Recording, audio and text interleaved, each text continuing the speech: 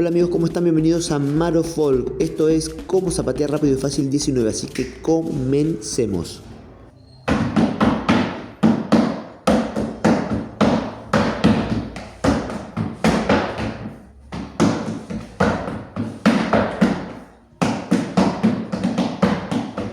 Ok, a no preocuparse, vamos lento con este zapateo compuesto. Vamos a comenzar con un repique de pie derecho y realizamos un vacío con izquierdo. En el cuarto movimiento realizo un golpe de punta y después planta.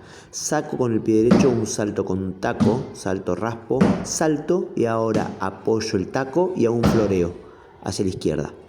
Ahora raspo, punta del mismo pie, apoyo y realizo un golpe de punta con el pie contrario, salto realizando un golpe de taco y estiro la planta. Como regreso, salto, raspo otra vez, vuelvo a saltar, apoyo, taco, floreo hacia la derecha, raspo, punta, apoyo, taco, salto y estiro. Realizo la misma secuencia. Y ahora, atención porque utilizo 4 movimientos del básico para después enganchar el repique. Esto es sencillo, así que vamos a hacerlo todo seguido.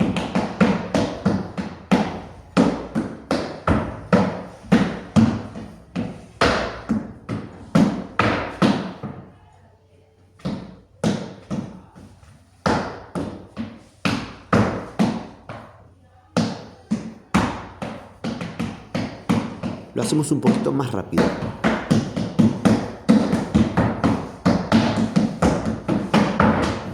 Espero que te haya gustado el tutorial y te sirva de mucha ayuda a no aflojar porque esto es práctica. Esto es Maro Folk, si no estás suscrito, suscríbete al canal. Nos vemos la próxima semana con un nuevo video. Chau, chau, a practicar.